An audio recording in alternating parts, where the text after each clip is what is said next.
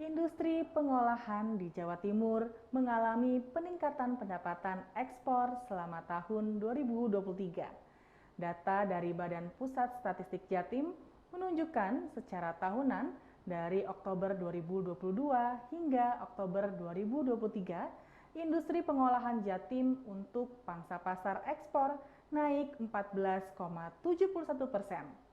Hal ini menunjukkan industri pengolahan Jatim mampu tumbuh di tengah ekonomi global yang masih melambat.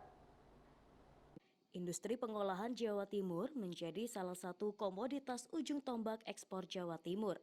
Pada saat ekonomi global melambat, industri pengolahan masih dapat tumbuh dalam memenuhi kebutuhan ekspor. Berdasarkan data BPS Jawa Timur, industri pengolahan masih tumbuh secara year on year maupun secara bulanan. Secara tahunan hingga Oktober 2023, industri pengolahan tumbuh 14,71%. Secara year on year, perubahan pada bulan Oktober 2023 terhadap bulan yang sama tahun sebelumnya, terdapat sektor pertambangan dan lainnya dan industri pengolahan yang mengalami peningkatan ekspor. Untuk ekspor, sektor migas secara month-to-month mengalami penurunan 13,28% dan secara year on year mengalami penurunan sebesar 11,56%. Ekspor hasil industri pengolahan secara month-to-month mengalami peningkatan sebesar 14,71% dan secara year on year mengalami kenaikan juga sebesar 10,05%.